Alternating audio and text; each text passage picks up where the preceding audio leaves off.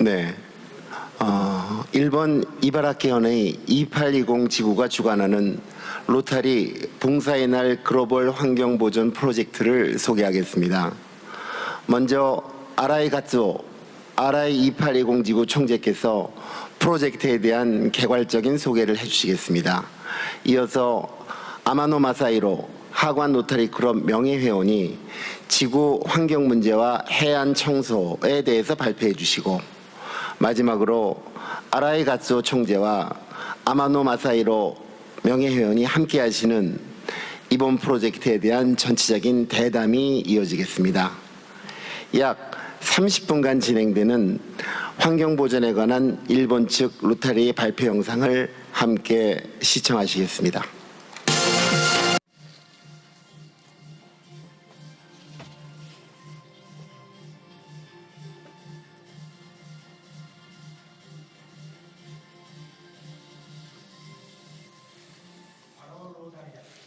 여러분 안녕하십니까?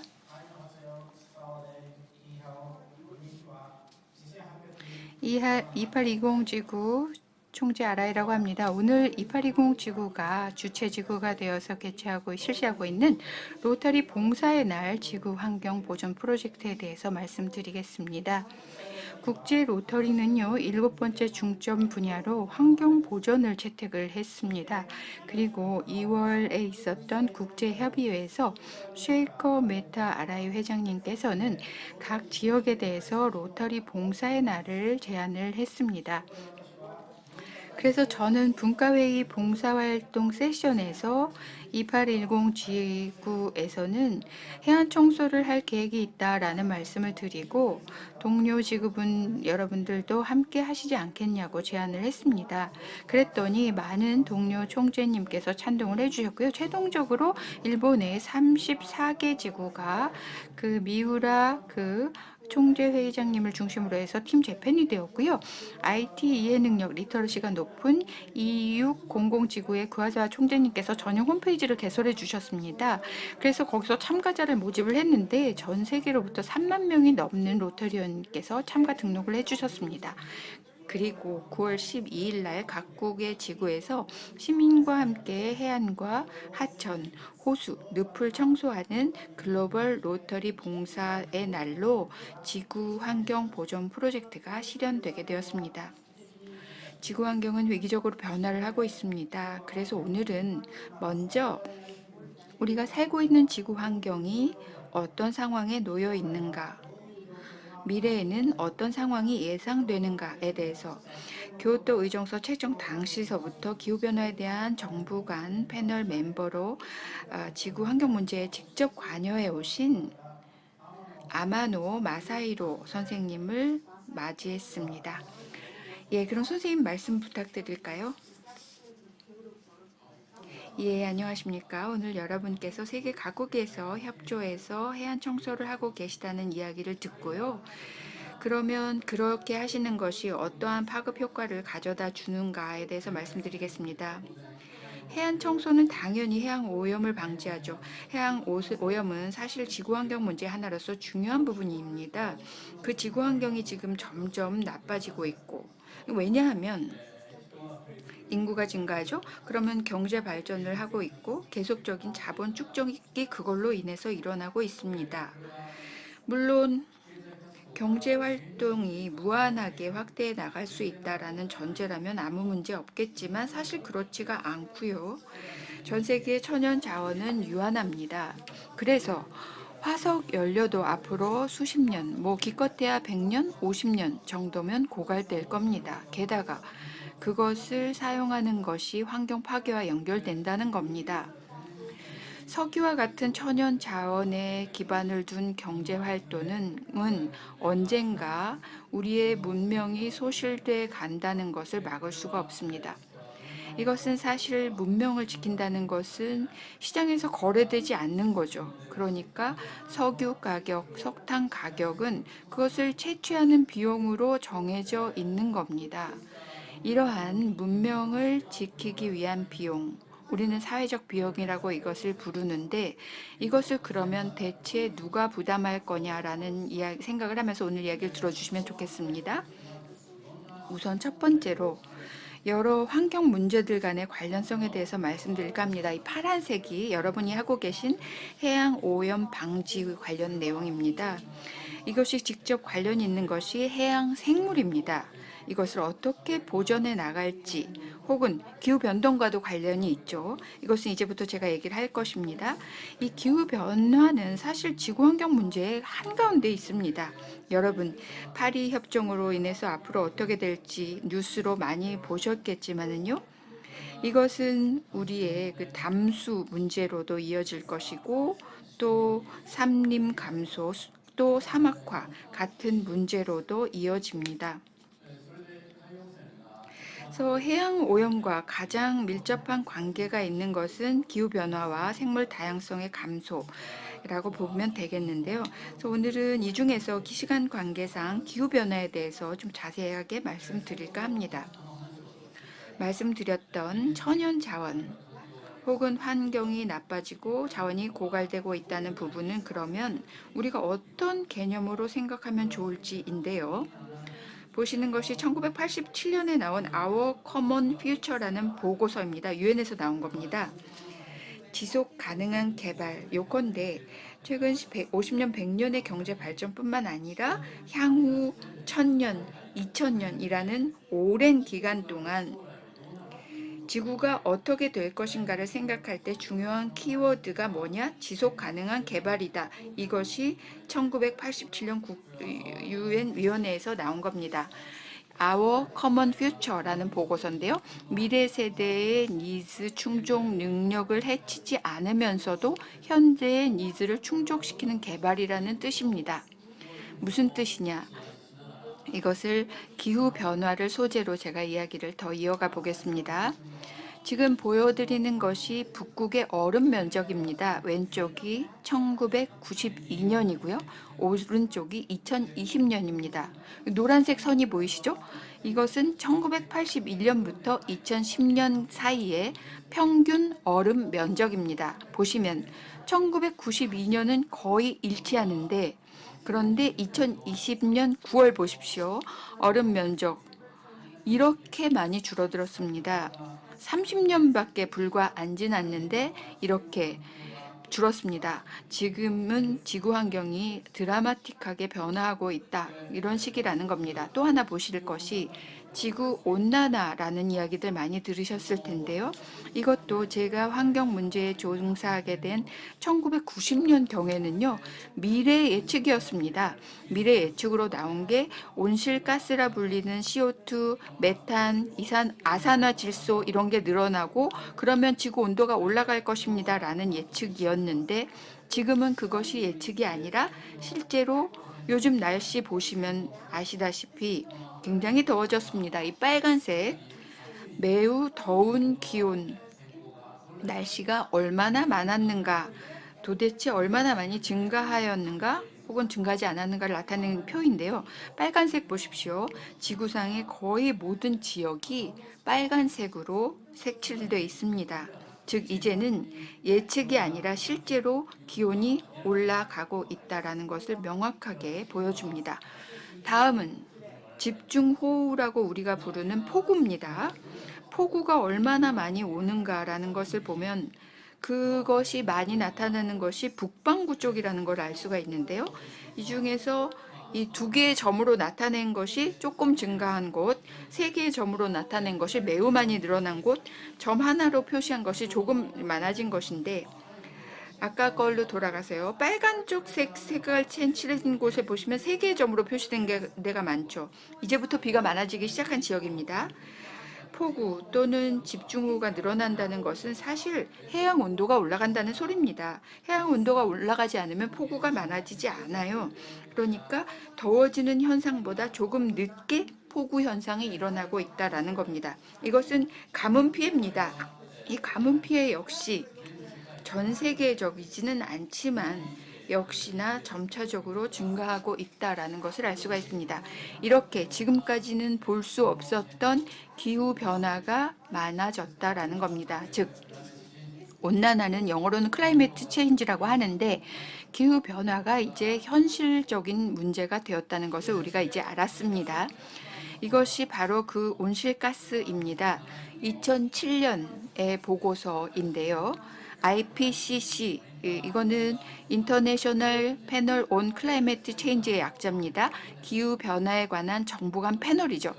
여기서 IPCC에서 연구자들이 여러 가지 정보를 모아서 정리를 합니다. 저도 이 멤버 중 한 명인데요.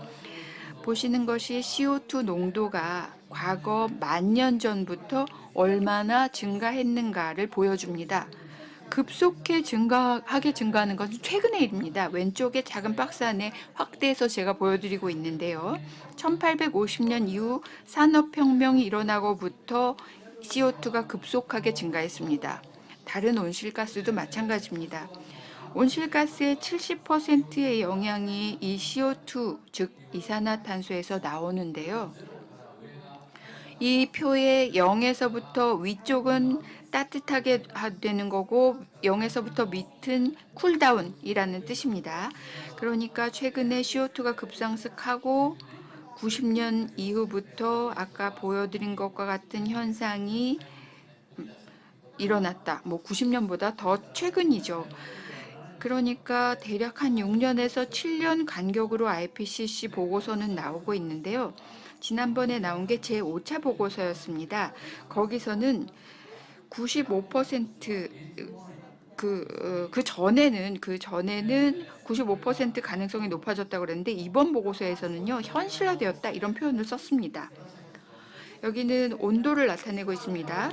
온도가 왼쪽에 있는 보라색 그림을 보시면은 최근이 갑자기 올라가고 있습니다. 과거 1000년 동안은 꽤 안정적이었거든요. 그랬던 것이 최근에는 급속하게 올라가고 있습니다. 오른쪽, 이것은 그러한 정보와 CO2 농도 상승, 메탄 상승, 농도 상승 영향을 뺀 것이 이제 파란색으로 나타낸 건데요. 이게 이제 평행으로 쭉 가죠.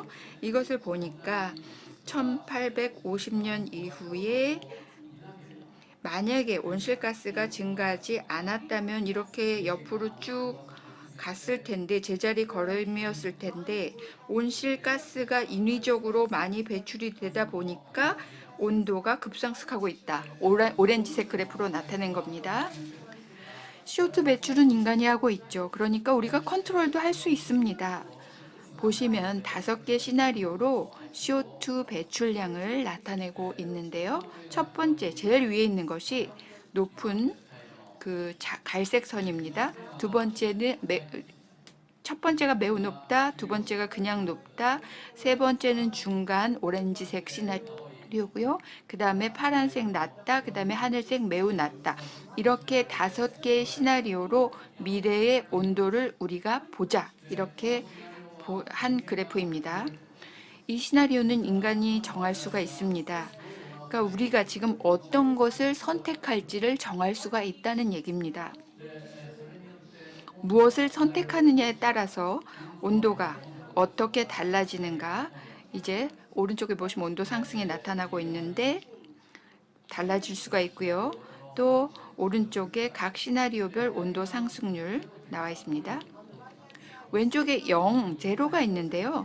이거는 무엇을 말하냐면 1850년에서 1900년까지의 온도 변화를 평균한 것을 0으로 나타낸 겁니다. 이 1950년 이후의 온도가 앞으로 점점 올라갈 것이냐 아니면 낮게 우리가 만들 수 있을 것이냐 라는 것은 우리의 선택에 달려 있습니다. 2050년 이후의 온도는 상당히 편차가 심해질 겁니다. 이것이 선택권이 없는 미래 세대가 받을 피해가 얼마나 커질지를 나타내고 있는데요. 어찌되었던 이제 온도 상승을 아주 멈출 수는 없습니다. 그래서 이 하늘색 부분은 1.5도씨, 파란색 쪽은 대략 2도씨 가까운 곳까지 가 있습니다.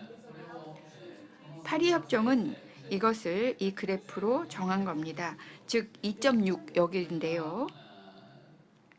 이 2.6을 이 시나리오에서는 모두 선택을 한 겁니다. 이 도시. 하지만 이렇게 정하다 보니까 이렇게 하면 섬나라는 사라져버리고 말 거다 해서 하늘색 1.5도에 대해서도 우리가 고려를 하자. 그래서 하늘색, 파란색 여기를 파리협정이 결정한 겁니다. 이것을 이렇게 하려면 오른쪽에 이제 CO2 배출량이 있는데요. 이것이 제로가 되어야 된다는 겁니다. 지금 우리는 많은 배출을 하고 있죠. 400ppm까지 와 있습니다. 이것을 0으로 가지고 가야 됩니다. 어떻게 해야 될지. 그러기 위해서는 해양이나 육지의 식물이 흡수를 하도록 해야 한다는 것입니다. 이 흡수 능력은 그러면 얼마나 가지고 있느냐? 왼쪽부터 보시면요. 베리 로우, 매우 낮다, 그리고 로우, 낮다. 이렇게 또 5개의 시나리오가 있습니다. 이 베리 로우 부분은 전체 배출량이 검은 선인데 이 중 상당 부분을 차지하고 있습니다. 나머지가 대기 중에 남는 것이고요. 그런데 가장 오른쪽에 매우 높은 부분을 보시면 나름대로 CO2 농도가 높으니까 효율적으로 CO2를 흡수해 줍니다. 하지만 그럼에도 불구하고 대기 중에 CO2 농도가 상당히 높다는 걸 알 수가 있습니다. 즉, 대기 온도가 높아진다라는 거죠. その時の 그때 그 비율을 보겠습니다. 굉장히 큰 비율로 CO2가 어디 갔는지를 알 수가 있습니다. 오른쪽으로 갈수록 그 CO2 흡수량이 줄어든다는 것을 알 수가 있습니다. 그러면 여기서 어떻게 그렇게 되는가? 우선 첫 번째는 해양의 산성화가 일어난다는 것이고, 그렇게 되면 식물 플랭크톤이 흡수하고 있는데 그 산성화에 의해서 흡수 능력이 저하돼서 매우 높은 CO2 배출량 시나리오일 경우에 온실가스 효과는 그 흡수 능력이 줄어드는 것입니다. 그리고 또 한 가지, 앞으로 농지가 늘어나면 산림의 흡수량도 줄어들 것입니다. 이렇게 지구 환경 문제 중에서 기후 변화라고 하는 것이 아주 중요하다. 가장 중심에 서 있습니다만 이 중에서 그럼 해양이 어떤 상황이 될지에 대해서는 여러분들도 아마 이것이 중요하다라고 이해하실 것입니다. 여기에 산성화 된다라는 것과 또 한 가지는 해양의 미세 플라스틱 문제, 이런 것들이 점점 늘어나게 되면 해양 생태계 자체도 앞으로는 점점 더 악화될 것입니다. 이것이 생물 다양성, 기후 변화에도 영향을 주고 있습니다. 그래서 CO2 흡수량에도 영향을 줍니다. 이와 같은 것을 생각해 나간다면 우리들이 어떻게 대응해야 할지, 인간의 안전보장이라고 하는 개념이 1992년 환경 서미트 이후에 논의가 되어서 2000년 이후에 공표가 되었습니다. 이것은 기존의 안전보장이라고 하는 것은 국가의 요건대 안전을 유지하자라는 것이었습니다만 이것이 그렇지가 않고 국제적인 글로벌 문제가 되면 국가 간의 협력이 필요합니다. 그리고 동시에 또 사람들의 안전을 보장을 해야 합니다. 이것도 또한 중요해집니다. 그렇기 때문에 안전보장의 대상은 국가뿐만이 아니라 세계 전체 사람들에게 확대되게 간다라는 그런 개념을 도입한 것입니다. 자, 그러면 무엇이 중요한가? 분쟁의 위협, 빈곤, 그리고 불충분한 보건, 위생과 교육, 이런 것들도 해결해야 합니다. 여기에 대해서 인간의 안전보장이라고 하는 것은 분쟁의 위협을 제고해 나가고 혹은 난민을 지원해 나가고, 난민은 지금 거의 아프리카, 중동, 그리고 최근은 아프가니스탄 이런 데서 점점 늘어날 것입니다. 그러한 사람들을 어떻게 지원해 나갈 것인지, 또 가난한 나라를 어떻게 지원해 나갈지, 이것도 또한 빈곤 해결이라고 하는 것이 중요한 문제로 대두되고 있습니다. 일본도 자이카라고 하는 기관을 통해서 혹은 NGO를 통해서 빈곤을 해결해 나가고 있습니다만 예전에는 뭔가 그 국내에서도 해결해야 할 빈곤 문제가 많이 있는데 왜 국외에서도 해결을 해야 되느냐 이런 비판을 받은 적도 있었습니다. 그렇지 않습니다. 국외 사람들도 사실은 우리들과 똑같은 시민으로서 생각을 해 나가야 합니다. 그런 개념이 지금 확산되고 있습니다. 마찬가지로 보건위생이라든가 그리고 교육의 확충이라든가 이런 것들도 국내뿐만이 아니라 국제적으로도 해결해야 합니다.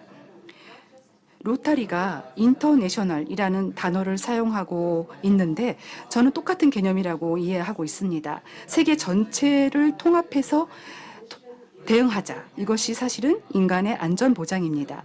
이것이 국가의 안전보장을 생각을 하면 국내만 생각하게 되는데 그렇게 되면 국제 문제는 해결할 수가 없습니다. 왜 그러냐 하면은 국제적으로 빈곤 국가라고 하는 것은 어떤가 하면 지금 산림을 파괴하고 있습니다. 그것이 가장 빠르게 식량을 증산할 수 있는 방법이기 때문입니다. 하지만 사실은 CO2 흡수 능력을 감소시키는 데 연결됩니다. 그러니까 사람들을 보호한다. 그리고 역량을 강화해 나간다라는 것은 사실은 환경 보존에게 있어서 매우 중요합니다. 역량 강화라고 하는 것은 사람들이 여력이 생긴다라는 것입니다. 자기가 활동을 선택할 수 있습니다. 가난한 사람들은 선택할 수 없습니다. 가난한 나라는 식량 증산을 추진해야 하기 때문에 필수적입니다. 어느 정도 풍요로워지면은 그 외의 것도 하자. 그래서 주변의 산림을 지키자. 이런 입장을 취하게 됩니다. 그래서 환경을 보존할 수 있는 선택을 할 수 있도록 지원을 해 나가자 하는 것이고 그것이 바로 로타리에서 맨 처음에 생각했던 일이기도 합니다. 그것이 지금은 환경 보존 한 사람들이 손을 내밀 수 있게 된 것입니다. 그래서 여러분들이 매우 중요한 일을 하고 계시다라는 것을 저는 말씀드릴 수 있을 것 같습니다. 이상으로 저의 프레젠테이션을 마치도록 하겠습니다. 네, 아마노 선생님, 오늘은 귀중한 강연 감사드립니다. 지금 설명을 듣고 지구 환경이 매우 위기에 빠져 있다라는 것을 잘 이해했습니다. 지금 우리들의 행동을 바꾸지 않으면 청소년이 활약하는 미래라든가 그리고 그 미래 세대는 더욱더 어려운 상황에 빠질 가능성이 있다는 것을 알 수 있었습니다. 한 가지 여쭤보겠습니다. 로타리는 오늘날 다이버시티, 이쿼티, 인클루전과 같은 DI에 관한 성명을 발신을 해서 회원 증강뿐만이 아니라 앞으로는 봉사 활동에 대해서도 다양성, 공평성, 그리고 포용을 중시하게 되었습니다. 환경 문제에서 이러한 다양성은 어떻게 생각해서 행동을 하면 좋을까요? 저희들 로타리안으로서 어떻게 해야 할까요? 발언 부탁드립니다. 네, 아까 잠깐 말씀을 드렸습니다만 세계에는 여러 사람들이 있습니다. 그 사람들이 모두 하나의 문제에 대해서 다 같이 똑같이 참여할 수 있게 로타리안들이 이 국제라는 말을 도입한 것입니다. 어떤 한 나라만 노력해도 국제 문제는 해결되지 않습니다. 또 반대로 어떤 한 나라가 탈락이 되면은 굉장히 부정적인 임팩트, 영향이 오기 때문에 세계 전체가 함께 참여해야 합니다. 그러기 위해서는 다양한 사람들을 끌어들여서 조직을 만들어 나가야 합니다. 저는 이때 세계의 로타리가 함께 해양 청소를 하신다라고 하는 것은 정말 좋은 일이라고 생각을 해서 여러 나라 사람들, 여러 문화 사람들이 함께 해야 되는 것이 중요하다고 생각합니다. 두 번째, 공평성에 대해서 여쭤보겠습니다. 원래 이것은 로터리가 잘하는 분야이기도 합니다. 저희들 지구 2820 지구도 네팔의 3292 지구라는 곳이 그 우호 지역으로 서로 관계를 맺고 있습니다. 하나 소개를 해드리자면 네팔은 온난화로 녹은 빙하물이 토사로 막힌 댐처럼 이렇게 빙하호가 생겼습니다. 이 빙하호가 폭우로 인해서 무너져서 최근 20년 동안 그 하류 마을을 14번이나 덮쳐서 막대한 인명 피해를 발생시켰습니다. 이 빙하를 녹이고 있는 것은 우리들 선진국 그리고 이런 중심국가가 배출하고 있는 온실가스가 원인이라고 합니다. 그리고 그 피해를 당하고 있는 것은 이런 온실가스를 내지 않는 네팔에서 친환경적으로 살고 있는 사람들인 것입니다. 이것이 환경 문제에서 불공평한 상황을 보여주고 있다고 저희들은 생각을 합니다. 그리고 지금 UN 방제기관과 함께 네팔에서 방제 교육을 로타리 사업으로 실시하고 있습니다. 그러면 이 공평성에 대해서 얘기해 주세요. 아주 중요한 키워드라고 생각합니다. 지금 저도 네팔 얘기를 들으면서 저도 네팔에서 여러 가지 조사를 해왔습니다. 그때 네팔 사람들에게 그 미래를 어떻게 생각하냐고 그런 테마로 조사를 한 적이 있습니다. 어떤 마을에 갔을 때 14살의 소녀에게 질문을 했습니다. 당신의 미래의 꿈은 무엇입니까? 그랬을 때 그 처음 돌아온 답이 꿈은 밤에 꾸는 것이고 미래랑 관계가 없다. 난 모르겠다. 내가 미래에 뭐가 되고 싶은지 이렇게 뭐가 되고 싶은지 물어보겠다라고 했더니 소년이 이렇게 대답을 했습니다. 나는 이미 누구랑 결혼할지가 정해져 있다. 14살이고 또 올해 결혼을 한다. 그래서 아이를 낳고 가사를 하고 하는 것이 나의 인생이다. 이렇게 대답을 했습니다. 그때 나는 깨달은 바가 있습니다. 아, 만일 일본이라면 아이들에게 미래 뭐가 되고 싶어? 어떤 꿈을 갖고 싶어? 라고 물어보면 근데 그렇게 물어보는데 그렇지 않다. 이렇게 다 정해졌다라고 가난한 나라 사람들은 뭔가 자신이 선택을 한다는 것이 매우 어려운 것입니다. 이런 것이 바로 공평성이라는 말에서 생각을 해보면 좋을 것 같습니다. 여러분들은 여러 가지 선택을 할 수 있을 것입니다. 그런데 그것이 불가능한 사람들도 있습니다. 이런 불공평한 부분에 대해서 손을 내민다는 것이 중요하다고 생각을 합니다. 그리고 또 한 가지는 아까 말씀드렸던 것처럼 그 미래 세대들 이런 사람들은 지구 온난화에 대해서 나는 선택할 수 없습니다. 본인들은 선택할 수 없습니다. 그런데 우리들은 선택할 수 있습니다. 바로 똑같은 불공평이 존재하는 것입니다. 세대 간의 공평성도 함께 생각할 수 있으면 좋을 것 같습니다. 감사합니다. 마지막으로 환경 문제와 포용, 포섭, 인클루전에 대해서 로타리가 할 수 있는 일이 무엇이 있는지 여쭤보겠습니다. 네, 두 가지가 있습니다. 우선은 보호 활동을 하는 것입니다. 그럴 때 사람들은 할 수 있는 사람만 한다라는 에이전트적인 생각이 있는데 그렇지 않고 당사자도 함께 환경 보존할 수 있다는 것이 중요합니다. 가난한 나라는 환경 보존은 못하는데 지금은 산림을 농지로 바꿔서 식량 증산을 하는 게 중요하다고 생각을 하는데 그 주인공들이 환경 보존에 대해서 이해를 해서 실제로 행동할 수 있는 상태로 만들어줘야 됩니다. 이것이 인클루시브 부분에서 중요한 부분입니다. 그리고 또 한 가지 지금 이것도 지금 국제적인 글로벌 문제라고 할 때 각각의 나라들이 똑같은 입장에서 주장할 수 있다라는 것이 매우 중요할 것입니다. 이것도 로타리안의 생각과 매우 가깝다고 볼 수 있겠습니다. 꼭 여러 사람들이 함께 참여해서 문제 해결에 임할 수 있도록 해야 할 것 같습니다. 왜냐하면 지구 환경 문제는 여러 문제가 얽혀 있습니다. 예를 들어서 중국은 대기 오염이 중요하고 그리고 어떤 나라에서는 도서 국가에서는 해양 오염이 중요하고 또 다른 나라에서는 또 생물 다양성 여러 가지 문제가 서로 연결되어 있습니다. 여러 사람들이 참여해서 함께 해결할 수 있는 것입니다. 그렇기 때문에 그렇게 생각한다면 인클루시브라고 하는 것, 지구 환경 문제 해결의 방향성으로서는 가장 본질적이지 않을까 생각을 합니다. 그래서 꼭 국제적으로 이런 문제를 해결해 주시기를 바랍니다. 네, 감사합니다. 오늘 정말 귀중한 말씀 주셨습니다. 감사합니다. 여러분 어떠셨습니까? 지금까지의 봉사 활동은 로타리의 지원을 필요로 하고 있는 같은 시대에 살고 있는 사람들에게 교육이라든가 의료의 지원을 통해서 빈곤을 개선해서 보다 좋은 사회 발전에 기여하자라고 했던 것이었습니다. 한편 이번에 했던 환경 문제의 피해자들은 아직 태어나지 않은 미래 세대에까지 이르르고 있습니다. 따라서 로타리의 7번째 초점 분야인 환경의 보존은 로타리가 미래의 인간 사회에 공헌할 수 있는 새로운 분야라고 생각합니다. Think globally, act locally. 지구의 미래를 생각하고 지역 사회에 공헌합시다. 경청해 주셔서 감사합니다.